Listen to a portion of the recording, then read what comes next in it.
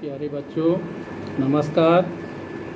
कल हमने आप लोगों को संस्कृत पद्य पीयूषम का तीसरा पाठ सूक्ति सुधा के 5 श्लोक बताए थे।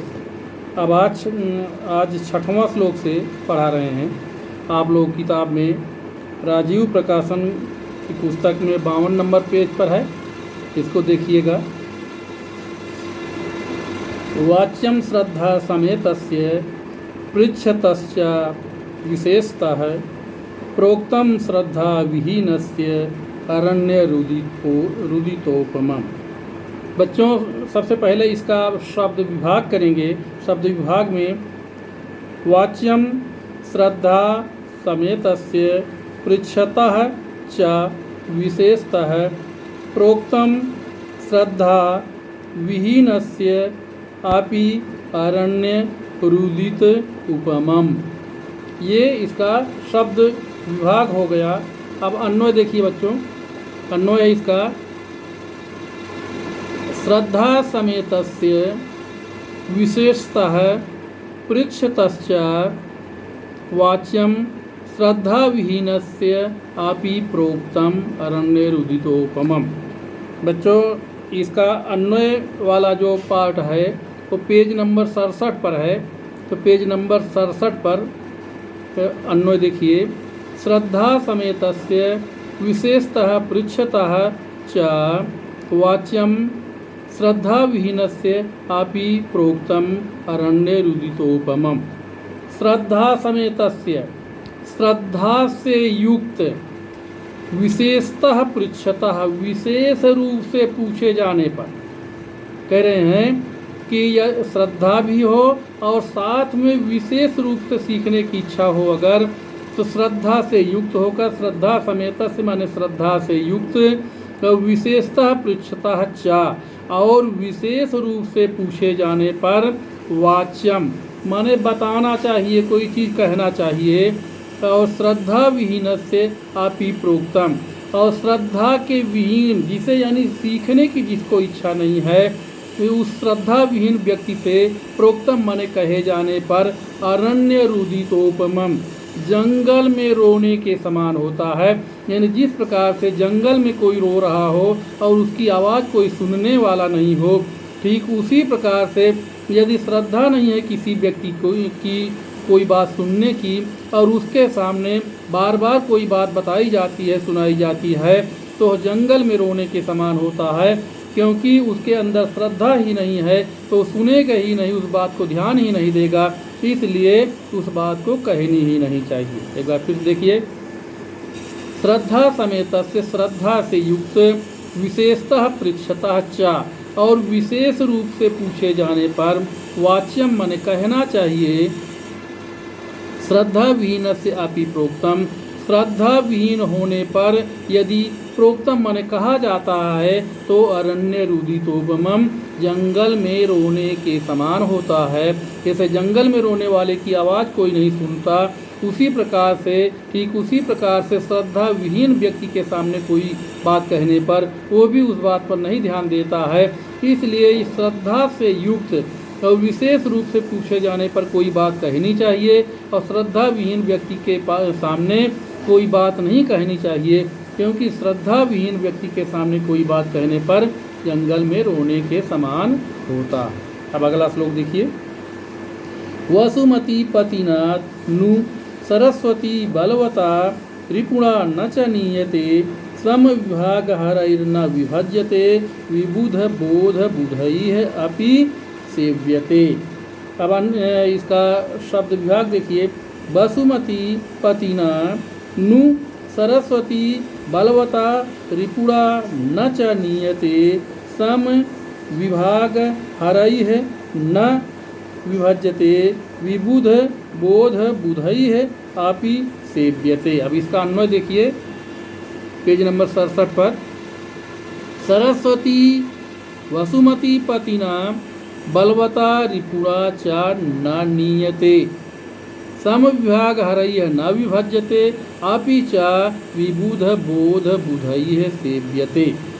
सरस्वती, सरस्वती माने सरस्वती या विद्या जो होती है, विद्या वसुमती पतिना, पृथ्वी का पतिना माने स्वामी, पृथ्वी के पति यानी राजा के द्वारा, बलवता माने बलपूर्वक, और रिपुड़ा च न नियते, और शत्रु के द्वारा बलपूर्वक नहीं प्राप्त की जा सकती। सरस्वती यानी विद्या वसुमती पतिना माने पृथ्वी के स्वामी राजा के द्वारा, और रिपुड़ा च और शत्रु के द्वारा बलवता न नियते, बलपूर्वक नहीं ग्रहण की जा सकती, नहीं ले जाई जा सकती, नहीं प्राप्त की जा सकती। सम विभाग हरई है न विभज्यते, समान रूप से सभी व्यक्तियों में नहीं बांटी जा सकती। जैसे मान लीजिए जितने भाई हैं, यदि चाहें कि सभी भाइयों में समान रूप से विद्या का बंटवारा कर दिया जाए तो समान रूप से उसका विभाजन नहीं हो सकता है। अपिचा विबुध बोध बुधई है सेव्यते, और विद्वान लोगों के द्वारा, जो सीखने की इच्छा रखता है, विद्वान लोग हैं, उनके द्वारा ही सेवित होती है, उनके द्वारा ही विद्या आगे बढ़ाई जाती है। एक बार फिर से देखिए, सरस्वती माने विद्या, वसुमती पतिना माने पृथ्वी के स्वामी राजा के द्वारा, रिपुड़ा च और शत्रु के द्वारा, बलवता न नियते, बलपूर्वक नहीं ली जा सकती, नहीं प्राप्त की जा सकती। सम विभाग हरये न विभज्यते, समान रूप में या समान भाग में लोगों के बीच में नहीं बांटी जा सकती। अपिचा विबुध बोध बुधई है सेव्यते, और यह विद्या जो होती है विद्वान लोगों के द्वारा ही सेवित होती है, या विद्वान लोगों के द्वारा ही आगे बढ़ाई जाती है, विद्वान लोगों के द्वारा ही परिपालित होती है, यानी विद्वान लोग ही इसे ग्रहण कर पाते हैं। और पृथ्वी का स्वामी यानी राजा और शत्रु बलपूर्वक नहीं ग्रहण कर सकते हैं, और न तो भाइयों में समान रूप से इसे बांटा जा सकता है। अब अगला देखिए, लक्ष्मीर न याचक दुख हारिणी, विद्या न या अपि अच्युत भक्तिकारिणी, पुत्रो न यह पंडित मंडलाग्रणी, सा नयु सा नयु सा नयु। अब देखिए इसका शब्द विभाग देखिए, लक्ष्मी है न या याचक दुख हारिणी, विद्या न या अपि अच्युत भक्ति कारिणी, पुत्र न यह पंडित मंडल अग्रणी, सा नयु सा नयु सा नयु। अब अन्वय देखिए पेज नंबर 67 पर, या लक्ष्मी याचक दुख हारिणी ना, सा ना, या विद्या अपि अच्युत भक्ति कारिणी न, सा न, या पुत्र पंडित मंडलाग्रणी न, सा न, सा लक्ष्मी लक्ष्मी नयु, सा विद्या विद्या नयु, स पुत्र नयु।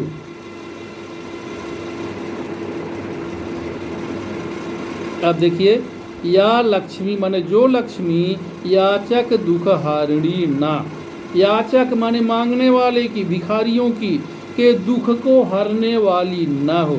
या लक्ष्मी माने जो लक्ष्मी, याचक दुख हारिणी ना, मांगने वाले के दुख को हरने वाली न हो, दूर करने वाली न हो, सा न, वह लक्ष्मी लक्ष्मी नहीं है।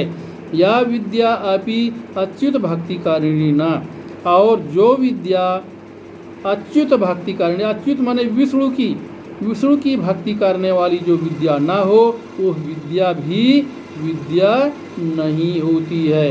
यानी यहाँ पर लक्ष्मी के प्रति विष्णु को माना गया है, इसलिए जिस प्रकार से लक्ष्मी विष्णु के प्रति सहयोगकारिणी है, उसी प्रकार से विद्या को भी ध्यान देना चाहिए। तो जो विद्या भी विष्णु की भक्ति करने वाली न हो, वो विद्या नहीं है।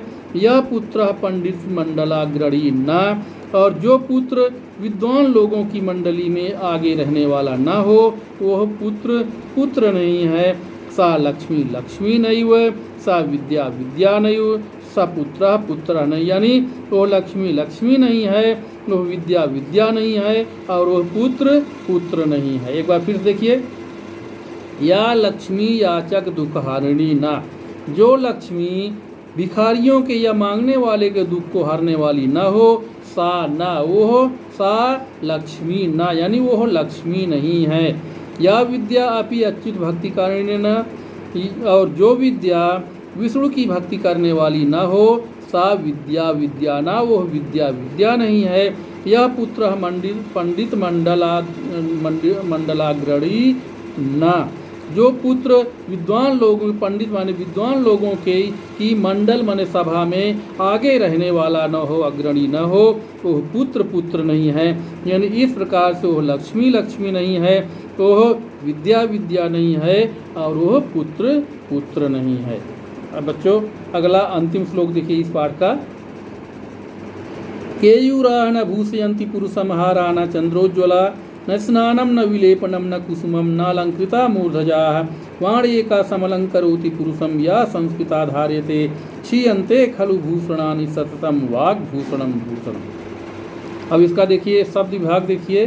केयूरा न विभूषयन्ति पुरुषं हारा न चंद्र उज्ज्वलाः, न स्नानं न विलेपनं न कुसुमं न अलंकृताः मूर्धजाः, वाणी एका समलंकरोति पुरुषं या संस्कृता धार्यते, क्षीयन्ते खलु भूषणानि सत्तं वाग्भूषणं भूषणम्। अब इसका अन्वय देखिए बच्चों। केयूराः चंद्रोज्ज्वलाः हाराः, स्नानं विलेपनं कुसुमम् अलंकृताः मूर्धजाः, पुरुषं न भूषयन्ति, या संस्कृता वाणी धार्यते, सा एव एका पुरुषं समलंकरोति, भूषणानि क्षीयन्ते खलु वाग्भूषणं सततं भूषणम्। केयूरा माने बाजूबंद, बाजूबंद ताबीज होती है जो यहाँ पर कलाई के ऊपर बाजू में बांधा जाता है। केयूरा माने बाजू में बांधी जाने वाली ताबीज। चंद्र उज्ज्वला, चंद्रमा के समान उज्ज्वल हार, और स्नान करने से, विलेपनम माने चंदन आदि का लेप लगाने से, कुसुमम मूर्धजा अलंकृता, फूलों से मूर्धजा माने सिर के बालों को, अलंकृता माने सजा लेने पर, पुरुषम न भूषयन्ति, पुरुष की शोभा नहीं होती है। पुरुषम माने पुरुष की, न भूषयन्ति शोभा नहीं होती है, यानी सुशोभित नहीं होता है। या संस्कृता वाणी धार्यते, या माने जो संस्कृता माने सभ्य सुसंस्कृत, वाणी धार्यते माने वाणी को धारण करता है, सा एव माने वही ही एका पुरुषम समलंकरोति, एक पुरुष को अलंकृत करती है, वही सभ्य वाणी पुरुष को अलंकृत करती है। और भूषणानि क्षीयन्ते खलु, आभूषण जो होते हैं, खलु माने वास्तव में, क्षीयन्ते माने नष्ट हो जाते हैं, वाग्भूषणम सततम भूषणम, लेकिन वाणी रूपी आभूषण जो होता है, सततम भूषणम हमेशा के लिए आभूषण होता है। एक बार फिर देखिए। केयूरा माने बाजूबंद ताबीज, चंद्रोज्ज्वला हारा है, चंद्रमा के समान उज्ज्वल हार, स्नानम स्नान करने से, विलेपनम माने चंदन आदि का लेप लगाने से, कुसुमम मूर्धजा अलंकृता, फूलों से, मूर्धजा माने सिर के बालों को सजा लेने से, पुरुषम न भूषयन्ति, पुरुष नहीं सुशोभित होता है। पुरुषम न भूषयन्ति माने पुरुष नहीं सुशोभित होता है। या संस्कृता वाणी धार्यते, जो सभ्य वाणी को धारण करता है, जो सुसंस्कृत वाणी को धारण करता है, सा एव एका पुरुषम समलंकृत करोति, वही सभ्य वाणी ही एक पुरुष को अलंकृत करती है। और भूषणानि क्षीयन्ते खलु, क्योंकि आभूषण जो होते हैं, खलु माने वास्तव में, क्षीयन्ते माने नष्ट हो जाते हैं, एक समय पर नष्ट हो जाते हैं, लेकिन वाग्भूषणम वाणी रूपी जो आभूषण है, सततम भूषणम हमेशा के लिए आभूषण होता है, ये कभी भी नष्ट नहीं होता है। फिर से एक बार देखिए। केयूरा माने बाजूबंद ताबीज, चंद्रोज्ज्वला हारा है, चंद्रमा के समान उज्ज्वल हार, स्नानम माने स्नान करने से, विलेपनम माने चंदन आदि का लेप लगाने से, कुसुमम मूर्धजा अलंकृता, फूलों से सिर के बालों को सजा लेने से, पुरुषम न अलंकृता, पुरुष नहीं सुशोभित होता है, पुरुषम न भूषयन्ति, पुरुष नहीं सुशोभित होता है। या संस्कृता वाणी धार्यते, जो सभ्य वाणी को धारण करता है, सा एव एका पुरुषम समलंकरोति, वही सभ्य वाणी एक पुरुष को अलंकृत करती है। भूषणानि क्षीयन्ते खलु।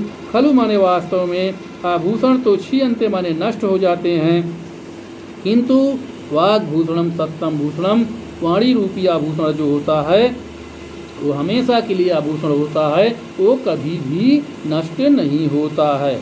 अब इसके बाद बच्चों आगे फिर अगले दिन पढ़ाएंगे। धन्यवाद।